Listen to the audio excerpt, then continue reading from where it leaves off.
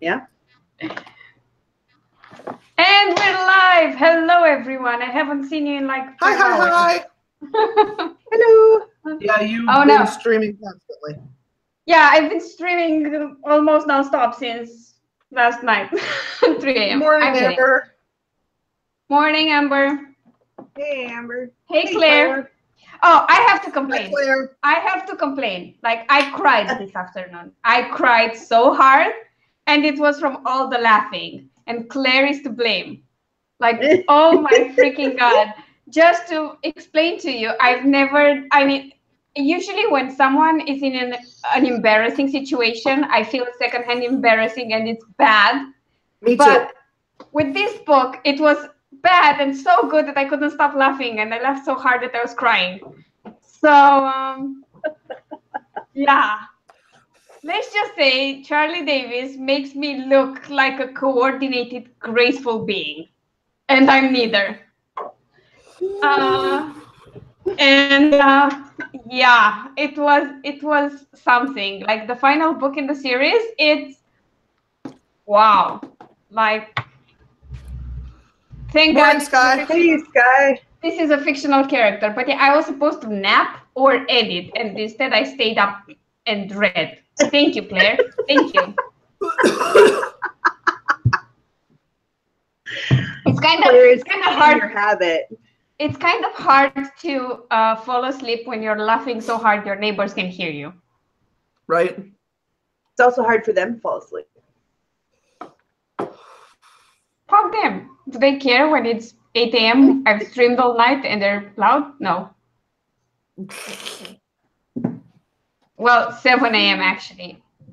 You know how kids are when they wake up in the morning and they're all full of energy? Yeah, that happens constantly with me, with two lovely girls who are lovely, especially when they're quiet.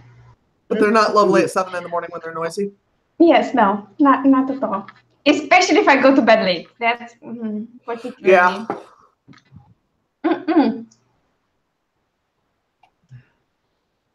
Yeah, that series is like, there's crazy and hilarious and embarrassing, and then there's Charlie Davis, and that just says it all.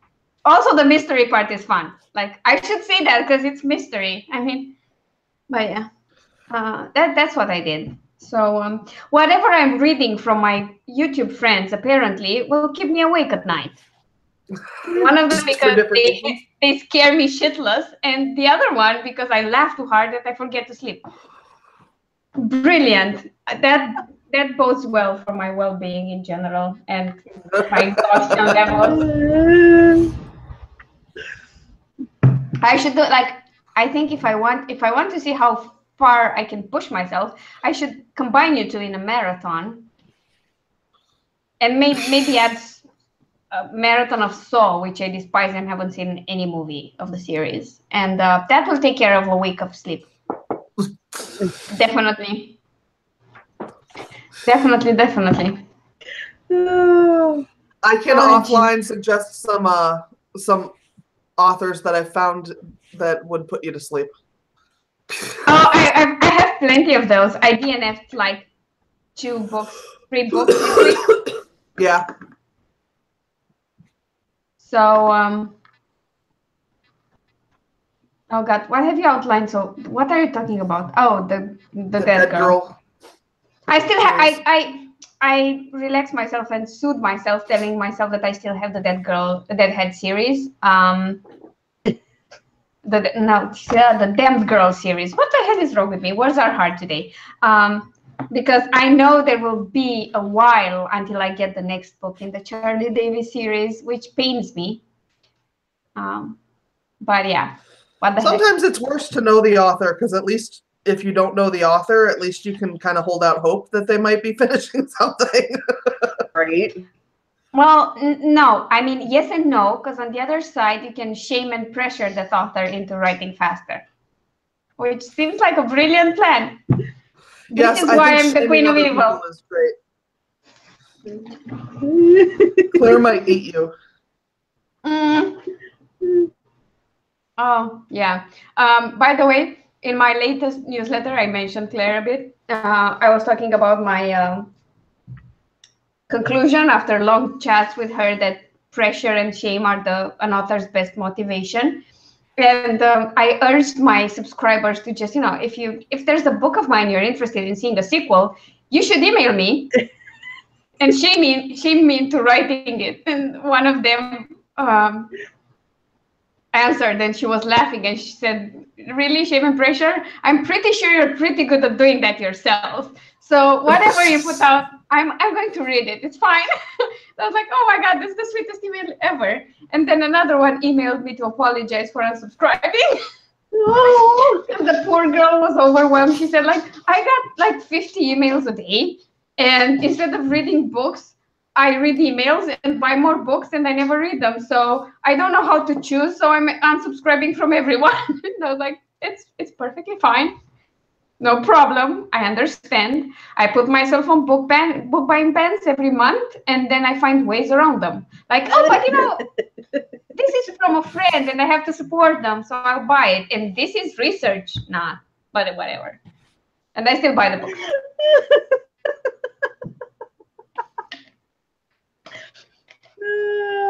You're like a junkie. Yep. I resorted to just looking for, testing new authors by downloading free books, like the first free book in a series. And that kind of works. But in some cases, it backfires, and I DNF 3 books. Yeah. Yeah. To be honest, I didn't know that all of them were in series. Usually when I pick a first in a series, that's not bad if it's perma-free. But when there are perma-free just because, it's hit and miss. Yeah, Yeah. I decided I was going to buy some book by this lady who I had interacted with a little bit on Twitter. Mm-hmm. And she seemed nice enough or whatever, so I went and bought her book. And I'm a slow reader, like a really slow reader. Mm-hmm. And I read her book in about 4 hours, and the formatting was so off-putting that I ended up using it to hold at the table. Oh, wow. I finished it, but I was not impressed, so I used it to hold up a table. Makes perfect sense. Good investment. Yeah, it was like $6, but Yeah, probably could have found something cheaper. That's what I was going to say. But still, I have. But Sailor and I both read it. Yeah, it didn't totally go unread or anything. It's just she didn't seem terribly impressed by it either, and she tends to like books a little easier than I do. well, Yeah. that's why I buy Because she's still young. Yeah. Well, she just likes reading. Yeah, there's that. Yeah. Which is good. Like, it's a good thing. Good for her. Yeah, she likes reading so much that she tends to not despise a book like I do.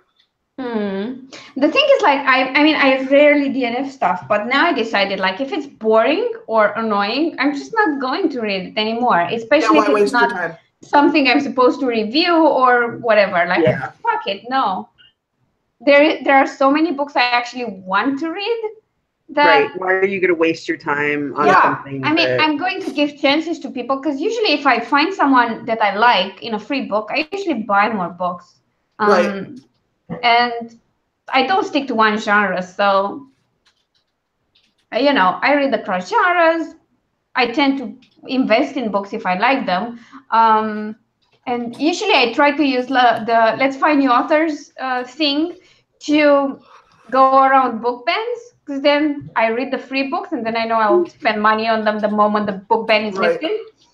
So yeah, that's how I do it. But yeah, I'm just not going to waste my time anymore. I feel bad not finishing a book, but if I don't feel confident enough to actually mention I read the book, then there's a problem. So we're gonna skip.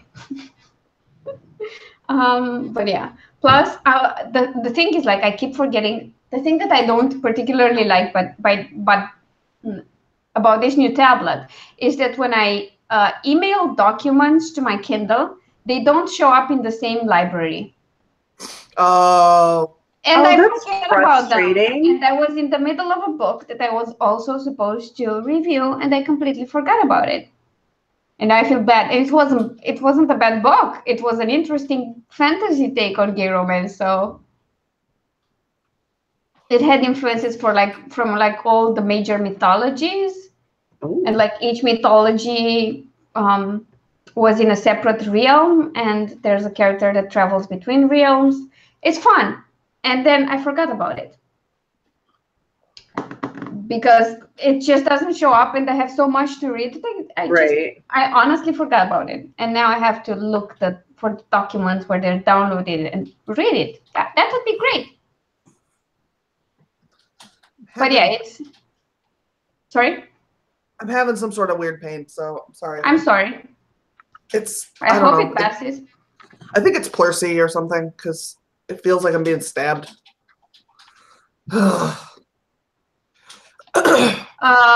mean having a different point of views per chapter? Well, I love those if they're dual point of view or multiple point of view. I don't mind. And I like the chapter separation because it's easier to follow who's speaking. Yeah, I do write that way. So I don't always write that way because I tend to prefer a single POV character who's usually the protagonist. But the entire Warriors of this series is written like that. It's dual POV, and it fluctuates by chapter. But I don't mind reading that, which is I was talking about this with Claire earlier, actually, that as long as it's something you enjoy reading, then you have no problem writing it. If you hate to read it, then you probably won't write it. Yeah. Because I think that's a fair way to do it. I have a really hard time reading first person. Yeah. I don't mind. Because I'm like, no, I didn't. Like it just irritates me. Like I've tried and tried and tried, and I have a really, really hard time with it. Then stay away. A lot of times I feel like it sounds a lot more like fan fiction, and that's not my shtick. The thing is, like, I had no problem with first person writing or reading in first person past tense. I had an issue with first person present. Yeah, that's like impossible for me. But then I read Red Rising and listened to the second and third books. And I realized if you're writing something that's action-packed with a lot of action in it, first person present gives you that kind of feeling that you're in the moment and you don't know what's going to happen. It's not something that you tell a story about after the fact. You're just living through it. And for super action-packed stuff, that works for me. But fair enough. Yeah, Claire's books are also first person, and most of mine. I think Warriors of This and maybe one of the famous on the internet books are third person. I just have a really hard time with it. Like, it's not that I can't read it, it's that I don't go back to it. And I don't know what to do with that.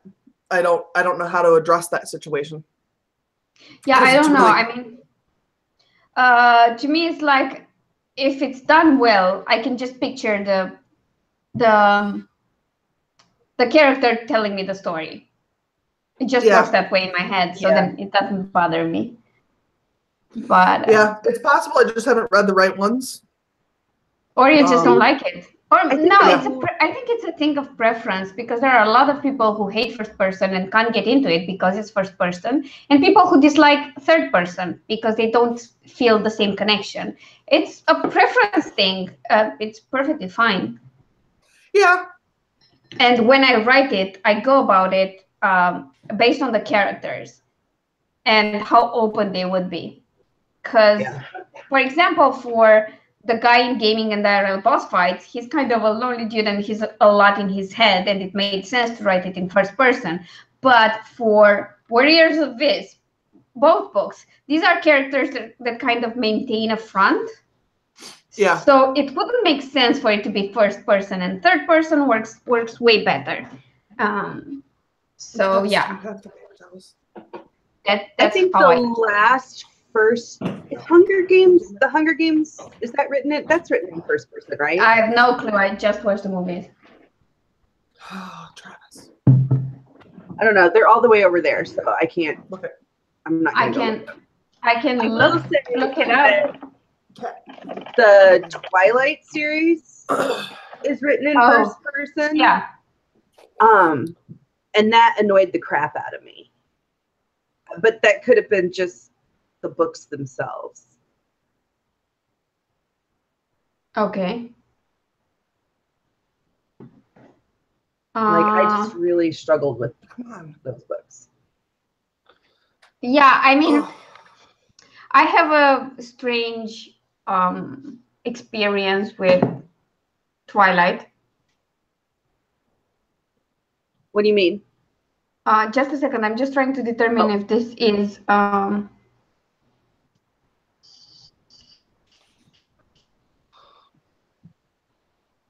Okay, I yeah. read the first. I think it's Hunger first Games. That's person. in first person. Oh? I did read Hunger Games. That was in first person. Yeah, that's what Yeah. we were talking about. We're trying to Yeah, decide and if that's it's I said the first and second. I'm pretty sure the third one is too. Yeah. So the thing is, like in my case, when I read Twilight, I was in a really bad place and kind of depressed. And the main problem with my depression was the relationship I was in, because I wasn't happy at all. And in the middle of that, I read Twilight, which was like the perfect book to read at that point. Yeah.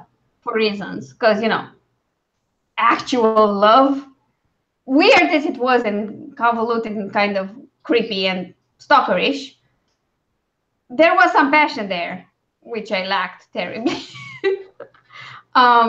So it happened at a good point. The market wasn't saturated with vampires anymore. I wasn't at the point where I had the Kindle and to buy anything I wanted. So these were a nice change of pace to what was generally published in Romania. I hadn't exactly discovered the stores that sold titles in English, nor were they really popular in bookstores everywhere. So at that point, it was a good book to read because it was different, and it was kind of what I needed to help me drive the point home, because I was trying to make sense of certain things.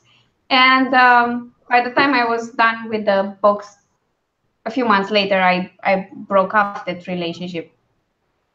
Well, engagement. Yeah, I never read Twilight because I don't like vampires or romance. So I like both of these things. yeah, I will agree that Twilight is not a good romance or a good vampire book, but because of the moment where I read it and how beneficial it was to me to read it, I will never bash the book. Yeah, to be honest, I saw the movie that was horrendous. I was reading, I was at a bookstore and I started reading the first one, and it engaged me enough that I actually bought it. Like, I was just there to just kill some time. And I had no intention of buying a book. And I was like, you know what? I really like this book. I think I'm going to get it. It was the paperback edition. It was like $6 or something. And I was like, I can afford $6 on a book that is intriguing. My roommate at the time read it after me and became obsessed. And so she bought me the other 3 books each time they came out. And so I have the first book in paperback because I was like, yeah, I'll spend $6 on this. And then the rest of them are in hardback because they weren't available in paperback immediately. Nice. It always cracks me up that I have these books that I think I've read them. I think I've read the series twice. Yeah, it makes perfect sense. And I'm like, they're really nice, and I don't want to get, like, I have a hard time getting rid of books, even books I don't read. Just, yeah. I have the same problem. There's a book that I literally will not read because the first or second sentence of it, and I don't even know what book this is, and it's a mainstream book or whatever, but the first or second sentence was basically like a 27-year-old is stupid enough or too stupid to know anything. And I was 27 when I opened it, and I was like, no, go fuck yourself. Yeah, makes perfect sense. And so, but I still have the damn book, but I will never read it because it pissed me off. Yeah. Yeah, no, I totally get that. I've got almost 10 years on that now, and I still feel like, fuck you. You don't get to just write somebody off because of their age. Yeah. Yeah, I know. I would probably write that about teenagers on bad days. Well, no, but it was just basically like the main character was a 27-year-old female that he wrote off in the first like paragraph as being just overly emotional and problematic. Well, Yeah. then why am I reading? Why would I continue to read it if she's like obnoxious? And you just opened the book by telling me she's obnoxious. Yeah. Like, I'll just not. Yeah. Why would I do if that? If you start with a judgment call about your protagonist and you clearly dislike her, then why should I give her the time of day? Yeah. Right. And why did you finish your book? Yeah. Like, what a waste of everybody's time. Yeah.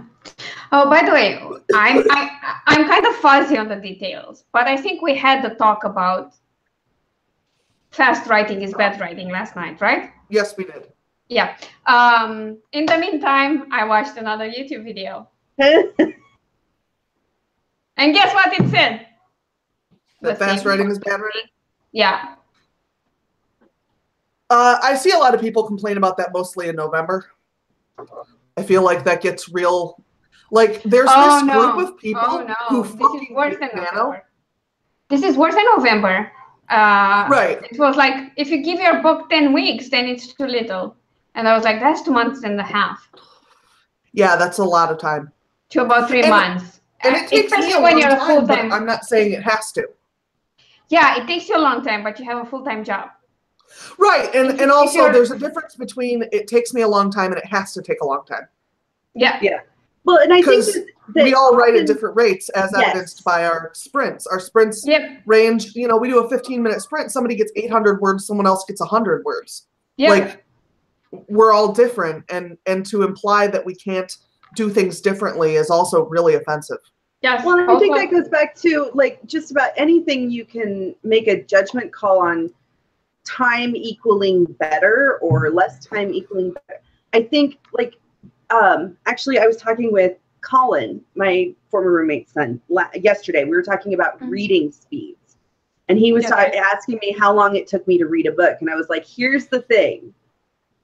Reading fast is not necessarily better than reading slow. And I used Sarah and myself as an example because Sarah reads really slow, but she gets more out of a book the first read through than I do because I read so fast, I skim. So I get the essentials of the plot, but I miss a lot of the like nuanced stuff. So it takes me 2 or 3 times to read through something before I get as much as she does in the first read through. And I think the same thing is true of anything you do. I have students, piano students, who they can fly through a song. And the first week they play it hands separate. The second week they play it hands together. The third week they're working on polishing, and it's done. And we move on. I have other students that they'll play a song hands separate for like 3 weeks before they really grasp it, before they really get it. But when it's done, it takes them longer to do it. But when it's done, it's the same amount of beauty. And they're just working at a different speed. And I think this emphasis on speed equals bad or speed equals good is really, really ignorant and lacks an understanding of the differences in people's ability to. Yeah. Well, and I think that does translate for some people. For some people, someone who writes 100 words a day and that's what they can do for whatever reason, if they wrote 5,000 words a day, it probably wouldn't be great for them because of how they write. But that doesn't mean that can't be true for someone else. If it's the second day, like today they're kept at 100 words per day, and tomorrow they write 5,000, probably not. But if over the course of some, I don't know, a year or two, they push each other to write more and do 150 and then 200 a day and so on. Right. But if you just like flip a switch, it's not going to just suddenly come to you. Yeah. And I mean, unless that switch you flip is the amount of time you have to put into it. Right. Absolutely. Because I mean, when I was working on 3 different projects, and I had my blogs, and I had the blog tours for other authors, and I had my writing, I didn't get as much done. I still got more than a book a year. Just saying. But my typing speed has always been the same or better. I can't type less or type slower. I'm sorry. And with dictation, I've improved my speed. So yeah. I don't know how to do that, how to deal with that. Like, I think the more I write, the better I am. And then people say like, oh, no, you're writing too fast. I'm just over it. I'm just over it. And the thing is that the more I watch people with larger followings, I just tend to get disappointed fast. Yeah. And it's kind of annoying because I like these people, but I mean, it depends on them because some of them actually do write fast, so that's good. Yeah, I don't understand I really don't understand the judging other people by your own metrics. Yeah, and see, that's the problem. I don't understand why do you do that? Why? You know what? We don't even have the right metrics. We have a metric of time, yeah, a month, and how much people write in that time. But we don't have hours they put into the day, speed of typing, how long they spend on outlining. Do they outline? Don't they outline? Are they overwriters? Do they then have to go back and cut half of what they've written? Yeah. To just get rid of the dribble? Do they underwrite and on their second pass they double the size of their manuscript? Right. And you don't even have the right data. And I'm sure if Mike is watching this, I'm going to get another gnome joke. Because we were talking the other day, and I was like, oh my God, I love being white so much because there are so many statistics for me to check and see how many books I sold and where and whatever. And he was like, you're drooling over statistics and you're trying to convince me you're not a gnome. Right. So I was like, what's with gnomes and numbers? Yeah, no, they're not engineers and inventors, and they don't like tinkering with stuff. They definitely don't do maths. And I was like, oh shit.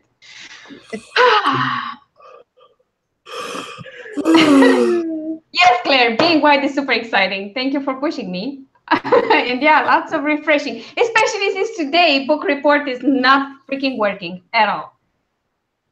For reason. Yeah, I agree with you. The strict advice about writing is the most annoying ever because books and writers are indeed different. And we talked last night about, or was it today? I can't remember. Like the last few streams are kind of merged together in my sleep-deprived brain. But we talked about Space Dandy. I think I spoke to both on both streams, or you definitely spoke on our stream about it. Yeah. Which is like the antidote to avoiding repetition. Like if you like repetition, you watch the intro for Space Dandy, where they use the word space like 6 times. And the last phrase is literally, these are the magnificent adventures of Space Dandy and his great space crew in space. That's it. So yeah, and it sounds good and it's fun and it's entertaining. So there's always a book or a story or a style of writing that will break all the rules and still make it great. Yeah. Well, and I think, and everything I've read that's been valid, that I found to be true about writing advice is absolutely learn the rules of writing. Absolutely learn them. Because once you learn them, you can figure out how to break them. Yes. And there are no rules that there aren't exceptions to. I totally agree with that. Context and how you are breaking the rules within that genre or whatever the form frame that you're using. However you're breaking those rules, there's a there's a way to do it without without having it be bad. Here's the other thing. Not everybody is going to like that you're breaking a rule. Yeah, obviously. And that's just going to be a thing. There are people who are avid rule followers who are like, that is not acceptable because you broke this rule. And you know what? That's on them. Yeah, you know what? and also they there have are to live people with their who will sad little box lives, and you know. I mean, I don't even know if that's sad or not. That's just how they're built. They need to follow the rules, and they need things that fit in neat little boxes. I'm just like, okay, there are books for you, and then there are books for people who like rule breaking. Also, you will get shit from people who expect rule breaking and see you stick to your rules. It works both ways. It's no problem, and that's why there are so many books and so many readers and so many untapped markets. But yeah, that's how it goes. Okay, good luck with everything. We'll catch you later. But Sky said something about skipping sex scenes in romance if there are a lot. To me, it depends on the number. Like, I tend to average like 2 or 3 max per book. And usually the first one happens like halfway through the book. Because build up and sexual tension. But the thing is, like, if I have like a sex scene in each chapter and I have a 70 to 80K word book, I will skip a lot of those. Yeah. I will skip a lot of those. And I especially skip them if it's just the sex scene and there's no exploration of emotions and feelings and stuff like that. I tend to skip them. Yeah. Agreed. If people didn't break rules, we'd still write literary fiction, all of us. Right. Yeah. Or which even, wouldn't no, actually we'd just rewrite the Odyssey, I think. We'd all be writing epic poetry. I could rewrite the Odyssey in a way that would make me happy, but I don't think that would fit into anyone's box. It would be a lot more gory, I assume. It would be a lot more, it'd be a lot more Lovecraftian. Oh God. There'd be a lot more like sounds. I definitely read that. Yes. I vote yes on that. Yep. You don't have a choice, Carissa. You have to read everything, all right? I know. And I'm just saying, in this case, I'm voting yes on that. Yeah. Me too. I would be okay with that. Me too, totally. Like totally. Also,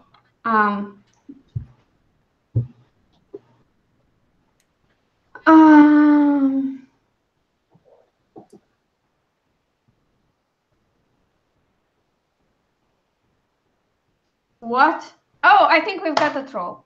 That's exciting. Or I can't make sense of words anymore. It's one of the two.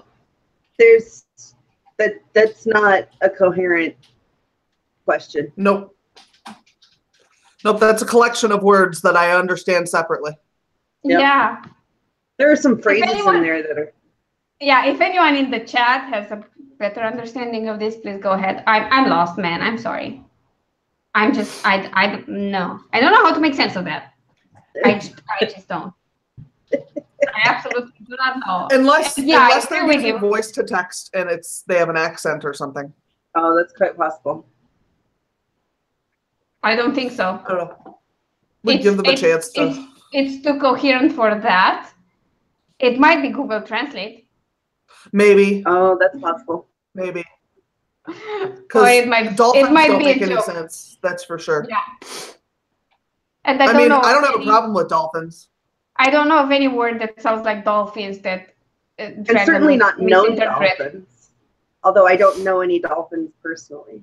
I don't know any dolphins personally either. I know Flipper. I've seen Flipper. Well, I know him because I've seen him all the time. I have a confession to make. Again on repeat. Yeah. Go ahead. I've eaten dolphin. You're what? I've eaten dolphin.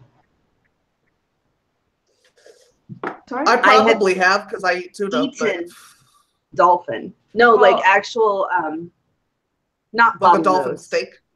But actually, it was I want to say it was like a rice dish of some kind. Where? So some friends of mine that I grew up with them, they lived in the Bahamas for about 5 years. Okay. And they eat dolphin. It's not the bottlenose dolphin, it's another species, or another subspecies. But when they came back, I would have been 8 or 10. We were at their house and the dad made a Bahamian meal for us, and that was one of the things. It was a rice dish that had dolphin in it.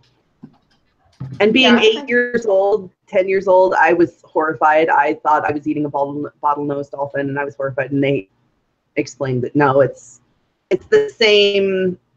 I don't even know. It's the same species, but not the same genus, but not the same species. I don't know. Okay, I get it. I think like the only problem I know that people have with dolphin is not the fact that they eat dolphin, is that they only eat the fin and the brutal way dolphins are killed. Yes. And this was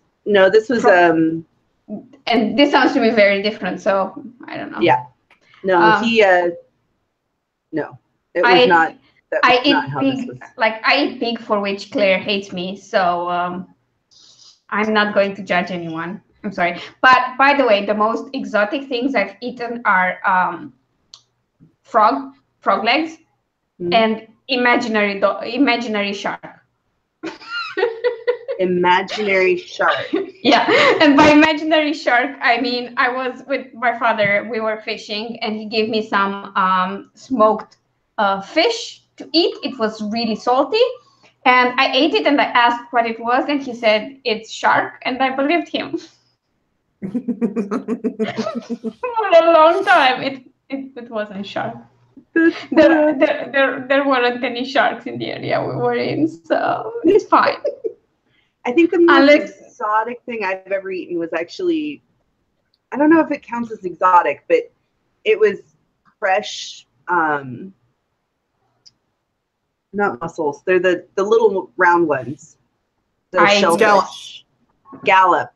It was fresh scallop on, I was in Scotland, and we went out on a scallop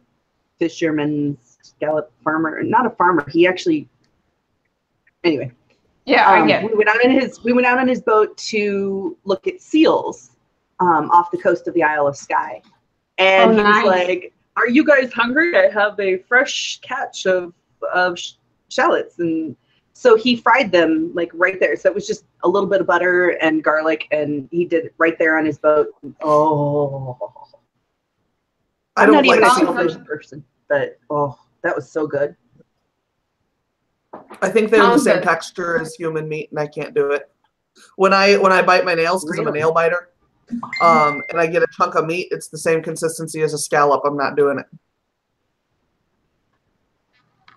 Can't do it. I can get that. I think I've eaten bear and bison and deer. Venison. I like bison a lot. Loved venison. I despise venison. I won't even let it be cooked in my house. It smells like the inside of a butthole. Oh, it does have a very strong smell. I've never tried that. I've never tried, and I refuse to eat rabbit. I hear that rabbit's really greasy. I can't eat Bugs Bunny. I'm sorry. They have they use duck grease at one of the restaurants we go to for their deep fried stuff, and it makes me so sick. So I can't eat duck apparently, which is fine. But everything else in the restaurant isn't made in duck grease, so I can eat pizzas from there, but I can't. Like I get French fries from there, and I'm sick. Wow. Oh, yeah. God. And it's actually the restaurant my sister-in-law manages, oddly enough. Yeah, so I can't eat like half of the shit from her restaurant. That's so sad. Moose, bear, bison, deer, squirrel, rabbit, and other things. I could of these, I couldn't eat squirrel and rabbit. The others depends how hungry I am. I'm not into game.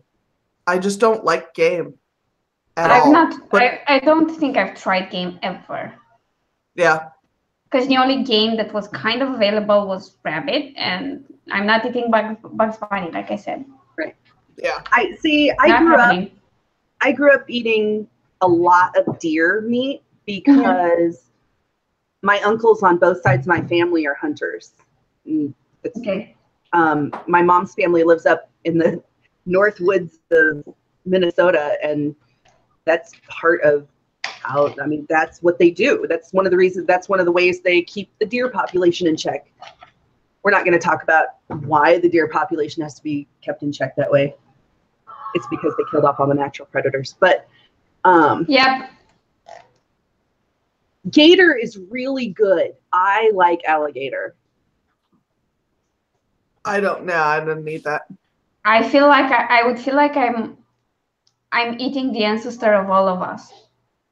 It's delicious. Because I mean, like, gators and especially crocodiles have not changed since, Yeah, for millions. Jurassic Park days. And I feel like I'm eating the ancestor of life on Earth. I don't want to eat anything that makes me think life finds a way. Like, and that's all I can think is that's a fucking dinosaur. I ain't eating no damn dinosaur. Well, if you look carefully at chicken, you'd see the resemblance. That is definitely true. Yeah. Like, those are dinosaurs. And I have no problem with eating chicken. I like chicken. I don't like chicken. There's a Cajun place down the street from us that by the way, sorry to interrupt, but I think we've grossed Claire out by now. Definitely. Does Claire not eat meat? Nope. Oh, sorry, Claire.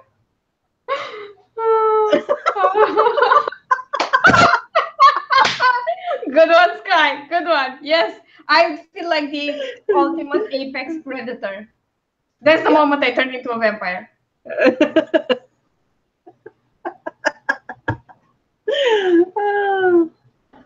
So maybe I should write a book about that, where you don't turn into a vampire because a vampire bit you. You turn into a vampire because you ate a crocodile. That would be interesting. Alligator. Now crocodile. Just make it wilder. No, you have to wrestle a crocodile, defeat it, and then eat it, and then you become a vampire.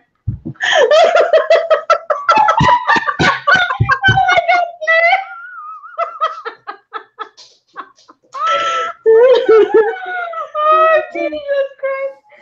Oh, God. I want you to know I am not a fan of tofu. No, texture. I am a fan of some. I am a fan of some. It's kind of smoked tofu, and that changes the texture a bit, and that I like. Yeah, if you could change the texture, I would probably, because the flavor, it doesn't have really flavor at all. But no, the smoked one actually has flavor. Does it? Which makes it good, yeah. I would like to eat tofu in Japan, like the way they prepare it. Yes. Because they put tofu in everything. That I would try. Oh, you know what? As long as we're talking about eating weird things, I have had haggis. What's that? Haggis? It's sheep's brains that have been boiled in the stomach. It's a delicacy in Scotland. Oh, God. I wouldn't eat that. I agree, Claire. It actually, the way they made it, I had it at a pub, and they served it with mashed potatoes and mashed turnips, and it was like spicy hamburger, and it was delicious. But it's the only time I've ever had it, and I'm scared to try it again because what if it's not, like, what if whoever is making it doesn't make it right? Because, yeah, it's one of those really iffy things. If you don't make it right, it's horrible. Well, and it was illegal in the U.S. until, what, the last year or something? Yeah, something like that. They started being able to import it again. It was just kind of a... It's, yeah. The one time I'd never I had eat it was so good. I'd never eat that. We have a habit of eating various types of balls here. I'm not even joking. We have turkey testicle festivals here. Yeah. Like it's like a whole thing. Mostly. Where it's a festival around eating turkey balls. And the way the dish is called is connected to a word that would best translate as cocky. They took an adjective that would be kind of like cocky and then turned it into a noun, and that's the name of the food. And it's pretty much balls cooked in different ways. I know we're not the only country where that's considered a delicacy, but it grosses me off. Cocky gate, yes, Claire. Oh, because I mentioned cocky, we can tie it into an actual writing. So Video. I think Rocky Mountain oysters are ram's balls. I think. Oh God. I think. Yeah, I know. Like it's just the idea of it. It's like no. Nope. I mean, cattle testicles. Yeah, oh, not a God. fan. Cattle testicles. Nope. Yeah, Nope, no, nope, those, nope. no. Nope. Buffalo balls. Oh Jesus Christ! I might eat them if they were buffalo balls. I likes me some buffalo. Yeah. No. If it has the word balls in it, I'm gonna vote no.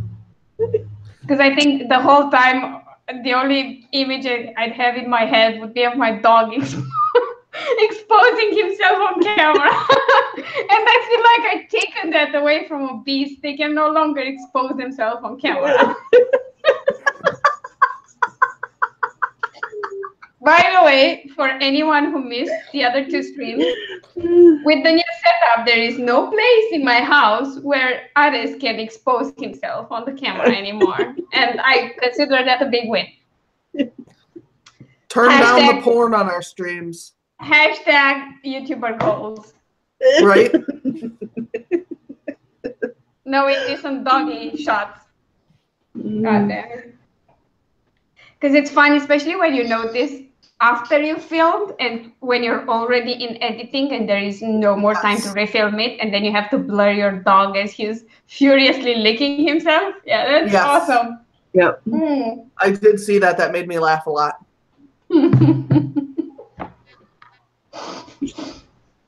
Me too. At first I was annoyed and then I couldn't stop laughing.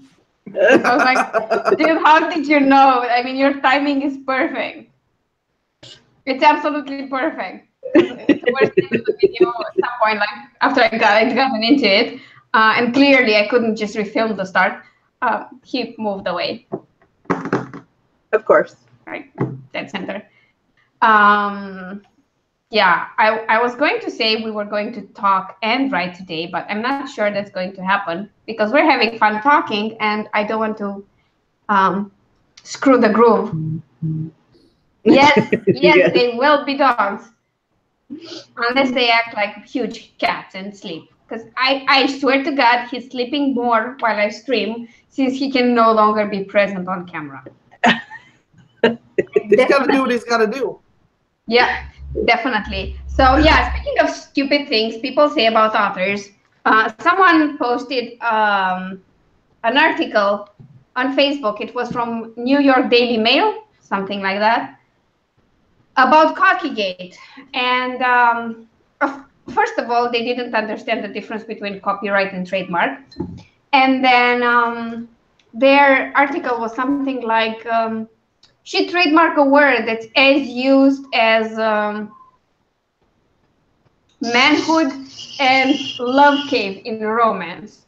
That was a love cave. I've never used that. I've never seen that. And I've read a lot of romance. And it was so freaking condescending to the entire genre of romance. And I was like, you do know this kind of powers the entire publishing industry. That's where the big money is made, in freaking romance, right? No. And yeah, I got pissed off because, dude, like, really, the one time people talk about indie authors and romance, yeah, Love Cave. God damn it. Would you use that? Yeah. Because there were people commenting. He slid his manhood into her love cave. Oh God! That just sounds hilarious. Actually, there's nothing sexy about that. Yeah, if I really have to use something, I will. If I run out of ways to say cock, I will go with hardness or shaft or something. It becomes harder when you write anything that's medieval because they probably didn't have shaft. So your word choices are limited, but I would never use manhood and love cave. Like, no. Manhood I have seen in sex scenes in normal books. Yeah, sometimes. That seems to be kind of a go-to for authors who aren't necessarily as comfortable with their sexual Just use topic. hardness. Just use hardness. It doesn't make it seem like the only reason why he's a man is because he has a dick. Right. Just right. And whenever I hear of manhood, I think of personhood and of something completely different.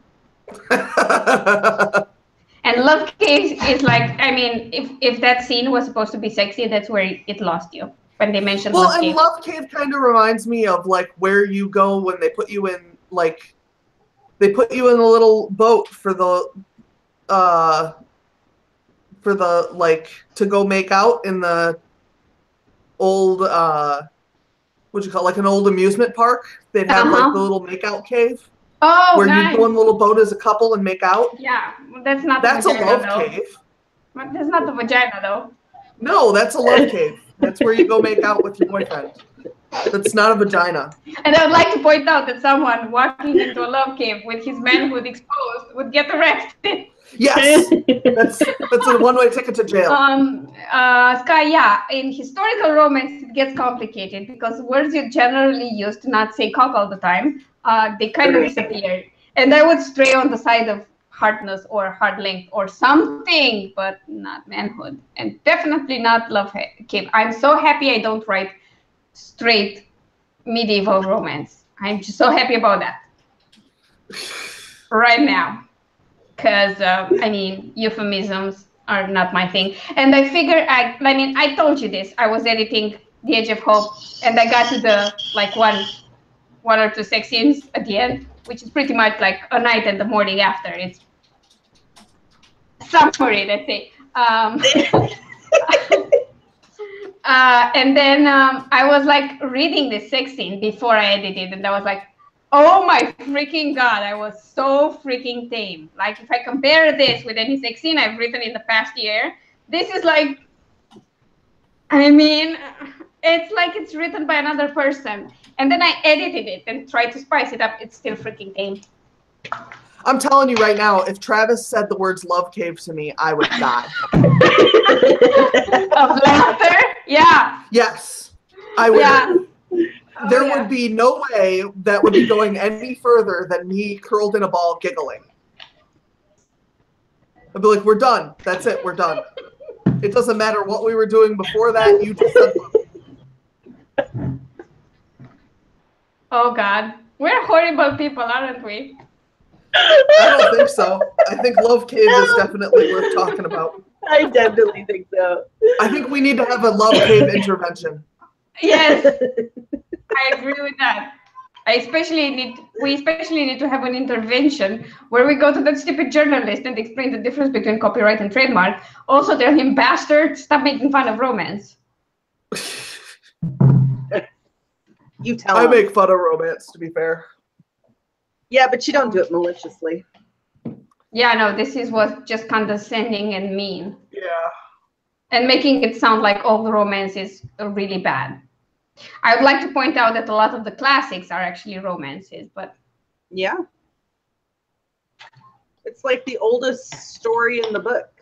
Yes. Okay, maybe not the oldest, but I mean... Actually, it is the oldest. I mean, if you go back to Gilgamesh, there's love stories in that. Definitely. But to be fair, Gilgamesh mythologies is itself a love story. It has a love story in it, but it is not itself. No, it's not a love story, but there are love stories inside it. Oh God. Hey Jessie. Hi Jessie. She just arrived in the middle of a really weird conversation. We're talking love caves and they're using romance, which is almost non-existent, but apparently it's used as often as cocky. I doubt that. I absolutely doubt that. I can bet on it, and I want that journalist to pay me if I win, and I will win. As shown in Cocky Gate, there's a lot of cocky in books. I'm a big fan of euphemisms, but man, that's a new one. Oh my god. Oh my god. Oh my god. Do you know where are the most euphemisms? Anything Asian. Like yaoi manga. Some of them have some euphemisms that maybe sound great in Japanese or in Chinese or whatever the story is from. But I've seen books written in that style in English with euphemisms for every body part. And when I get to the part where they talk about his dragon, I'm just like, okay. Great. And those have like, if they're kind of an adaptation into English of a manga style boys love story, it can get into that fast. And the euphemisms are weird. Like weird. And I don't enjoy them. They kind of make a lot more sense in manga and anime because, you know, different references to body parts, obviously. They don't translate as well in English. I'm not a fan. Also, I just prefer calling things by their name and not pretending like we're 5 and we have to say that I need to go to the bathroom and make pee-pee. I like the word wiener though. Yeah, wiener is fun. Wiener's a great word. Wiener. Although I would assume wiener wouldn't fit in very well to a sex scene. Yeah, no. No, but by the way, because you just start laughing. Speaking of pee, because we're speaking of pee, everybody should read the Charlie Davis series. And that's not a random tie-in. I swear to God, it's not a random tie-in. Like, definitely. It amused me to death. What do you want? Claire's making fun of you, Alina.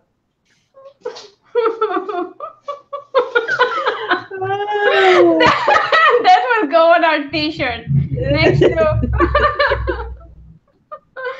it's in one book. I know it's in one book, but they have to read the entire series anyway, so oh, that's funny. I mean, like, this is the greatest quote. Jesse, yeah, definitely. That's the best quote you could get from me. Like, I should put that on Quotable or something. Like, along with the co-authored one with Claire, the one about shame and peer pressure. Right. Those need to go to Quotable. Winner is fun. Great. Oh, that's funny. Do you know what this would work as? Famous last words.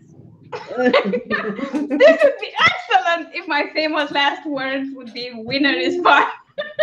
Right? Oh, Jesus Christ. And this goes to prove that my quotes are terrible because I'm a terrible writer because I write fast. The jury has reached its verdict. Oh, man. Oh, shit, I have to stop drinking coffee, like right now. I reached the deadline for today. We're switching to water, people. And another day where I can color in my bullet journal that I did well. Woohoo! So, yeah. Oh my God, Sky, you make it seem like we're the filthiest stream there is on YouTube. Oh, to be fair, we do talk about some strange shit.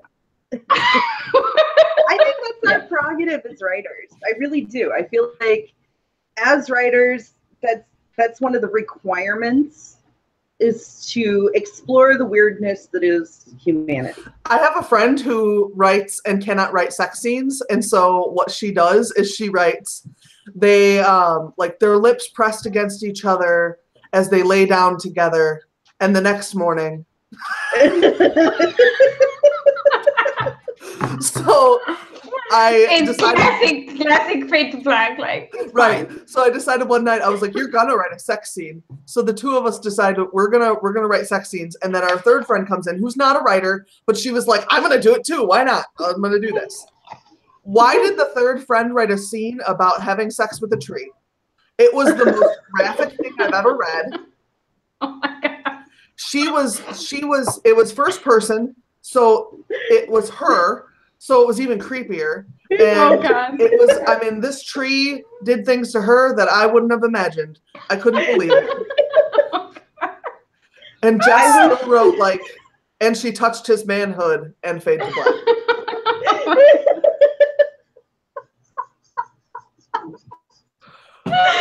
And you wonder where Dino porn comes from. Or here, I mean, if your friend could write a sex scene with a tree, why not dinosaurs?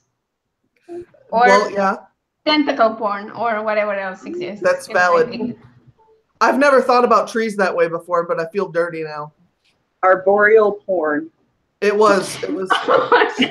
We were both like, what the fuck is she getting at? And she's all like, and I walk up to the tree and and I caress it. And we're like, what are you talking about? It's a tree. And then all of a sudden the tree is banging her. And we're like, what is going on? And we're in the middle of a restaurant. She's reading a restaurant. Oh God, that's perfect. Like the thing I don't understand is centaurs. Especially when they're not shifters, when they're just centaurs and they have sex with humans. I do not understand the logistics of that. I just don't. I never will. I don't want to read that. There's a car alarm going off over here, so I'm sorry about I can hear that. Oh, good. It stopped. I will say I went through a section of my writing life where I really tried hard to write romance novels because that's what I was into reading at the time. Mm-hmm. And I struggled with writing sex scenes. I really did. And I wrote a story. I wrote a whole book, and I gave it to another friend of mine to read because she liked romance novels as well. And she gave me some really good feedback, but the first thing she said was, "Where is chapter 12? And I'm like, what are you talking about? She's like, there's no chapter 12. There's a chapter 12 heading. There's no chapter 12. So I went back and I looked, and chapter 12 was supposed to be the sex scene, and I didn't know how to write it, so I just left it blank. Great. Yeah, so for like the next several years, I think every once in a while she asks me, so have you ever finished chapter 12? And I'm like, no, I left that book in the dust. We're not going to talk about it anymore. Okay. But yeah, I can write your sex scenes for you. I will take you up on that. Maybe I can try to keep I them think like I would be better at it now. I'm more comfortable with it. But at the time, I was in my early 20s. Yeah, my early 20s, and I was still pretty. What's the word? Blue? Virgin? Green? Green screen. Green screen. I was still pretty green screen. No, green. Yes, I was still Green, pretty like- green. Yeah, Like early to the game, not I was. comfortable with that. I really was not. And not that, like, here's the thing that I always had problems with. I could talk about sex forever in, like, a clinical sense. Yeah. I can do that, no problem. But describing it literally in a romance novel just really wigged me out. I think it would have been so fun if instead of the sex scene, you would have had a like very clinical discussion about sex in the middle of the romance. That would have been fantastic, like perfect. Travis used to think it was really funny to think, like, I would like to get together with you naked and put my penis in your vagina. And I'm like, no, stop saying it. It's gross. Stop it. Like, that's not sexy. Stop it. See, and that's the problem. It's like, that isn't sexy. That's just, it's very clinical and empty, and it's very informative, but it doesn't really do much. Yeah, no, it's weird. Sky used to be kind of on the down low about it and have very minimal sex scenes in my books. And then I decided I do not want to fade to black unless I'm writing YA, for the simple reason that sex is an important part of life and it should be explored. But I always add it in the book when there's a reason for it. I mean, it's just not a gratuitous sex scene thrown in there. There's something more happening. There's some realization. There's some confession. There's some feelings or actions, or it brings the characters closer. If it's just empty sex, I can't do it. It's like, God. And sometimes I just don't have that many scenes in a book, because sometimes I'm like, dude, I'm 60% in and they barely kissed. What am I doing? And then I get one sex scene. Great. And I think because that's the only one that works. That's the only one that works, and it's fine. And I think it has to work within the story structure itself. And that's something that I really struggled with when I was going through my romance writing phase, is that it just wasn't, I didn't understand how romance novels were structured technically. And so I really struggled with, how do you write this well? Mm-hmm. And I think that was my biggest part, and being completely and utterly without experience in that field at that time. Just no experience, couldn't even comprehend. I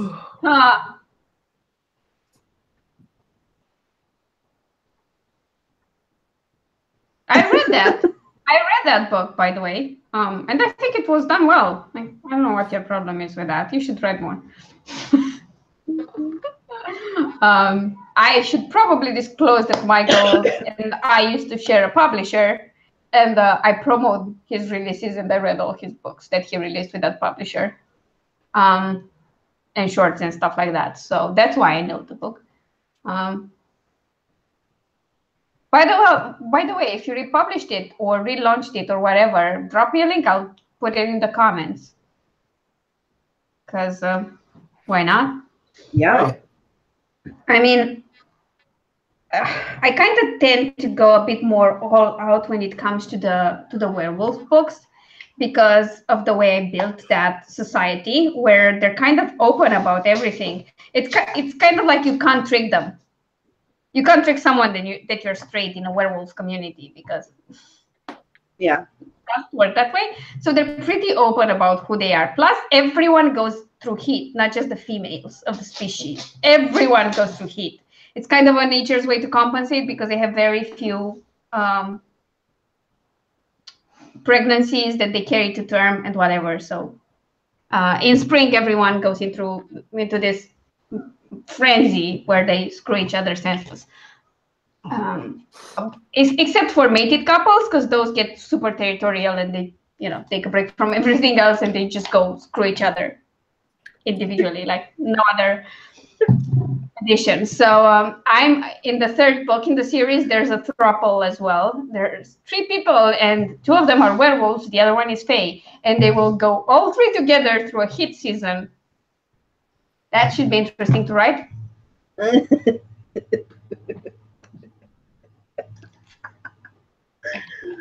Oh, by the way, Michael, I'm super weirded out about that, because I'm afraid I will not be able to write a 3-way sex scene the way I want it. Because the only 3-way sex scene, the only threesome I wrote, the third guy was just there for fun. They were all thinking they were going to have fun, and 2 of them kind of had feelings for each other. So yeah, that was different. It wasn't as involved. So writing a 3-way relationship, I find that difficult, because I want to do it right. I don't want to get anyone left out, or I don't know, just be there for filler. So that kind of makes it hard. But no, romance is easy to write and get right. I forgot. Also, writing fast is bad. I'm sorry. I know I'm like a broken record, but I've seen so many comments on this in the past week or so that it's just enough already. Like, I get it. I do. I don't agree, but can we just stop here for a second? I would really love it if we stopped. I'd be happy. Absolutely. So, yeah, it's weird. I know. I'm weird. I'm sorry. I apologize. Don't apologize for being weird. I think sometimes I go over the accepted limit of weirdness, especially when I haven't slept long. You're kind of used to me by now. I want to know what mine is. I don't know. If I knew that, I'd be better adjusted in society. I'd annoy less people. Yeah, but I think there's a line, and I tend to go past it.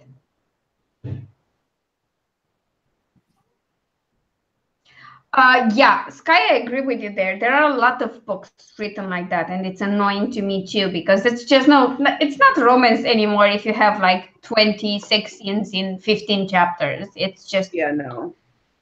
Yeah, that should be classed as erotica. I've seen a lot of books classified as romance, which should be erotica. I'm sorry.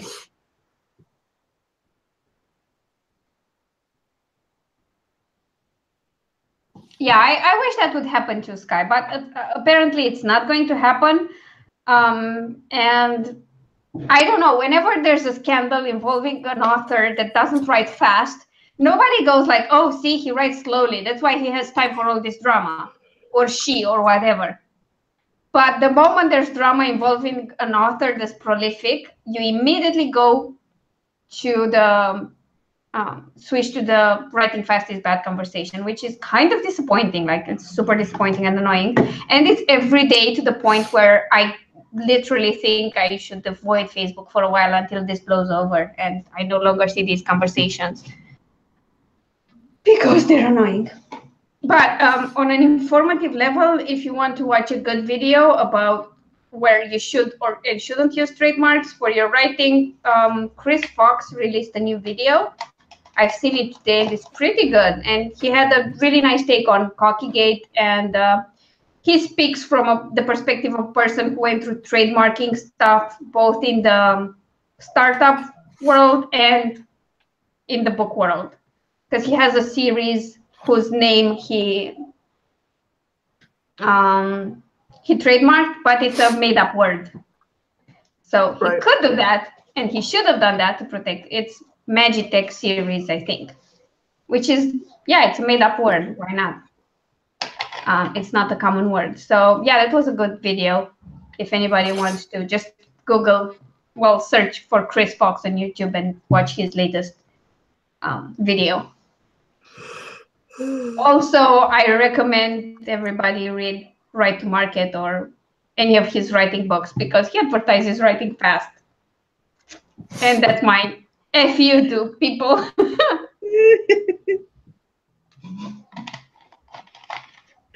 Oh. Jesus. I mean, also, we've done no writing today. Nope. It's fine. I hope everybody has been entertained so far. We're going to be here for like another 15 minutes. So we take requests if you have any. Oh, cool. And did you enjoy it as much as I did? Because I found it really entertaining. I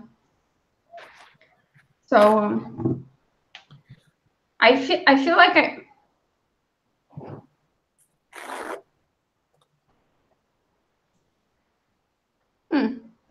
I feel like, I don't know, the light is weird, and my hair looks like it's shiny and halo-y. It's annoying. Well, Claire has been writing during our stream, and she has 453 words. Well, congratulations on that. We've been lazy. I have a paper towel that my cat scratched up. That's what I have. That's all I have in my whole life right now. I have an almost empty water bottle, and I spoke a lot during this this stream. Enough that my throat kind of hurts. But that might be also because I've been on 3 streams in the past 12 hours? 15 hours. So of the past 15 hours, I slept for 2 hours and a half and streamed for like 6 hours plus. Yeah. That seems reasonable. Yes. Most during the mid-discussion. That doesn't surprise me, Claire. And you also read another chunk of the Charlie Daniels series? Yeah, I've read like 80 pages in between streams. And that's on the last book in the Charlie Davis series, the last one that's out. Okay. So, yeah. So I now cheated. you're almost out of them. Yeah. I have the Damned Girl series to start with. And I think I have like 6 books in that one, which is okay. But I'm almost done with it, and I cheated this month because usually I'm fair. Even if I buy books in a box set, I count them as individual titles read. But this month I decided to cheat and count the box set as one book, because otherwise I'd be filling out the 6 books that I plan to read this month too fast. And then I'd have to stop myself from reading and actually work and stuff. Oh my God,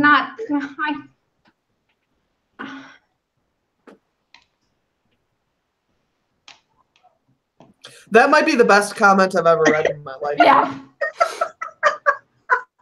Yes, it is. I think now First, you need to develop a new Joe Biden. Okay. I think I'm going to write the book about dolphins overthrowing humanity and ruling over us, just to celebrate this comment. Yes. I could write that. They infiltrated the St. Lucian government.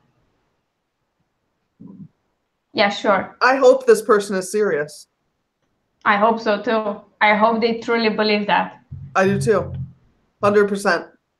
I would like an entire 12-hour stream on this conspiracy that overthrew the St. Lucian government and replaced it with dolphins.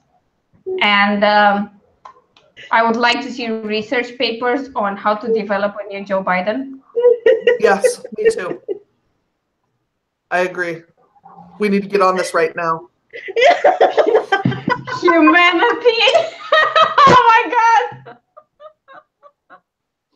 Oh, that's perfect. Nice one, Claire. Nice one. That's a great pun. I can't think of that, but it's perfect. Oh my goodness.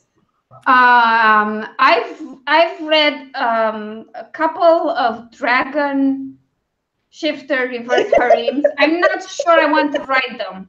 I mean, I would write a reverse harem if it was kind of like in the yaoi manga style, where there's not actually a relationship with an entire group of people, more like being courted by an entire group of people that actively pursue you, all of them at the same time, but then you choose one. I would write that. I'm not sure I would write an actual reverse harem the way it's written in romance. I'm not convinced. Maybe I haven't read the best of them yet. I don't know. If you have, I mean, Orca porn is your life now? Shut up. We've given Claire a new calling. This has been a very successful stream. Yeah, no, Orca porn, it's an old calling. And the problem with Orca porn is that there's no actual Orca porn in her book. Also, they're dolphins. That's why this works so nice. They're shifter dolphins. Oh, okay. But yeah, back when she had ads, she got demonetized for using reverse harem. Michael, is when a woman has a harem of men. Oh. And it's reversed because usually it's the men who have the harems. Yeah. And the one I read, it was this girl who was a thief, and she somehow ends up being the true mate of 5 dragon princes, and they're all over her. Like 2 books in the series, she was having sex with 2 of them at the same time. And she was hoping for the 3rd one to be joining. Yeah.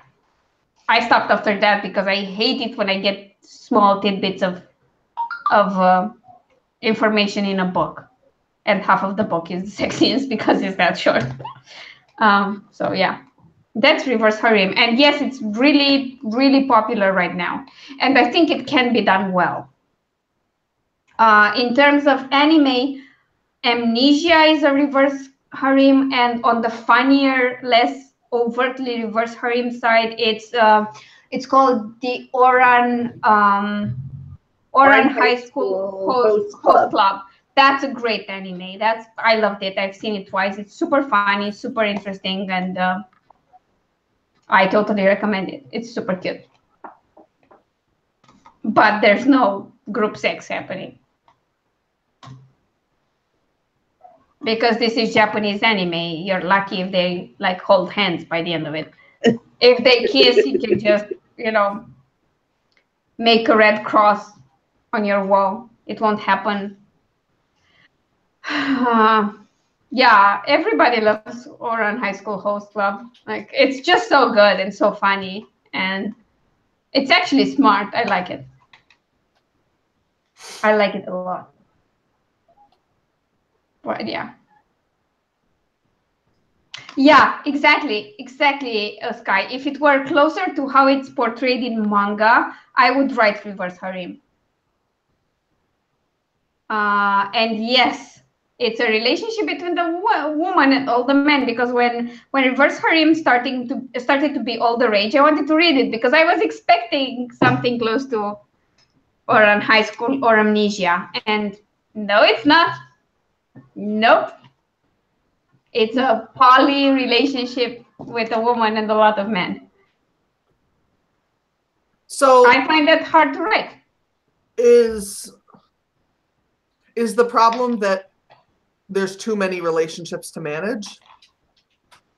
Well, yeah, and okay. I mean, it's just the thing is, like, I don't read any of this, so this is all like totally new to me, and I don't have manga. I just find it so hard to believe that one woman out of the blue arrives, and then 5 men decide they want her forever, and especially when it's beings that are freaking competitive and territorial, and they all have no problem sharing. And the thing is that I like poly relationships, like threesomes or foursomes or whatever, when everybody's involved in that relationship. But in this, there's no, I mean, other than friendship, there's nothing between the men to connect them, but they all just want the same woman, and they're perfectly fine with that. It's just, I don't know. It's more like a gangbang than a romance. It's pretty much like having a modern day harem. That's what it is. Gotcha. Without, I mean, they're willingly going into it. Yeah.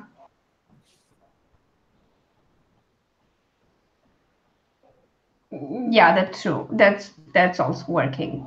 SD, I agree with you. So yeah, it's tricky to do, and it's tricky to do. I mean, I get why people like it. I do get it. I mean, I went into it thinking I was getting Western version of the Japanese take on it, and I didn't. And it's just like, I think I was disappointed because I was just expecting something else. Because I was used to the term and the genre to be something else. I don't know why I expected it to be like that, because I don't know. I mean, my bad, definitely my bad. But yeah, because when it started popping, I was like, oh, I could totally write that, because I was thinking Amnesia and Oran, and then I read a few books and I was like, this is not what I thought it was going to be. It's just not, and now I'm not for me. I'd write dragons. That I would write. I think dragons are fascinating, and I have an old character I developed for roleplay, but the literary roleplay, no rules, no games, just writing random characters together. And he was a dragon, but it came from the like Mesopotamian or even before that lore. So it was a completely different thing, and I would write that, but not reverse harem. Sorry. But if Sky would write the type of reverse harem she mentions, I would read that. That I'd read.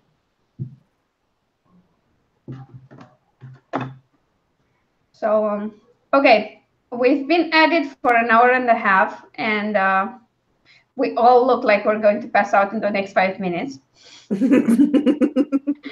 So let's go into promotion and then wrap it up for the day. And I promise next Saturday we'll do more writing. Yay! Oh my God, Michael. Wow. Oh my God. Yeah. Oh, Claire, you made it through. You should go to bed, girl. It's late. Yeah. You're like competing with Sarah now for being awake at crazy hours. And me. Right.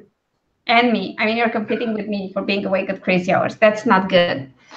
No. Oh, also, while we're promoting stuff, maybe tell us how many words you wrote today, because I think there are plenty. So, CJ, promote the hell out of your stuff.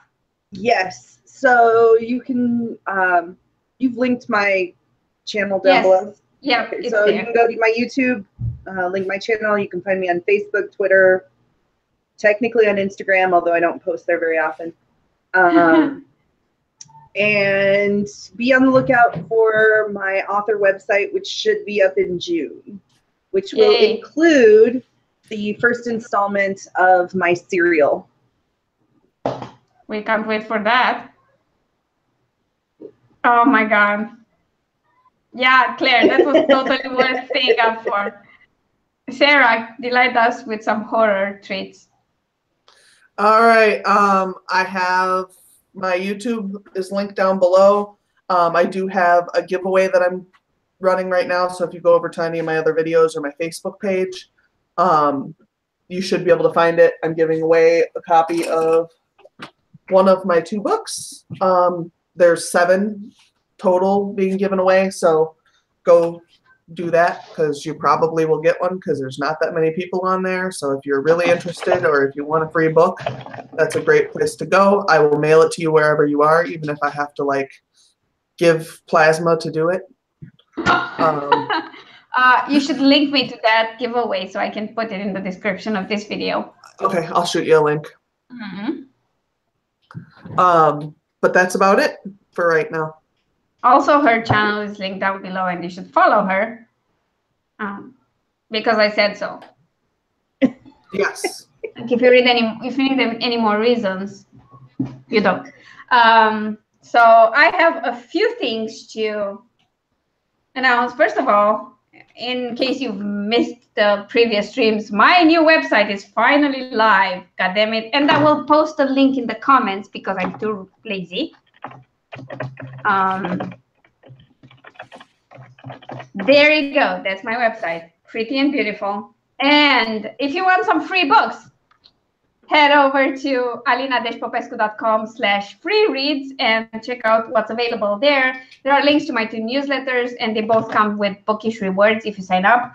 There are also links to my fantasy serial that's posted on my blog. Well, the first 7 chapters of it, and more will come. And there are also links to the giveaway going on InstaFreebie. It's a fantasy extravaganza giveaway. There are 140 books you can choose from. One of those is my The Edge of Hope book. It's free to claim on InstaFreebie. You don't have to sign up to my newsletter unless you want to, which is a possibility. And yeah, go check everything out. And there's links to my books in the description. Oh yeah, and Dusk to Dawn is discounted 99 cents on Amazon until end of day tomorrow. So you can grab a copy of that if you like gay contemporary romance, which just happens to be set in Romania. Huh, that was a lot. That was a lot. And you know, there are authors who promote as many stuff at the end of each of their video, and the list just keeps going longer. And I'm like, I'd take ages to film that. I'd take ages to film that because I'd stumble over every word. if I had to say it all at once. Because I'm me, and words are hard. This, Claire, is another quote that you definitely should have been awake for. Words are hard.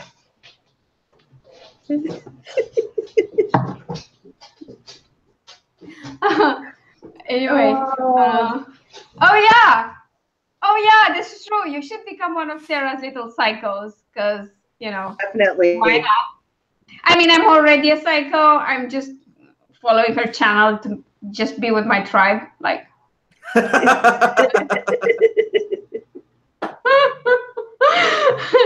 so you should definitely subscribe to everyone who's here in the chat, actually, because they're all awesome people. Yes. So I was trying to be professional, and then Claire did that.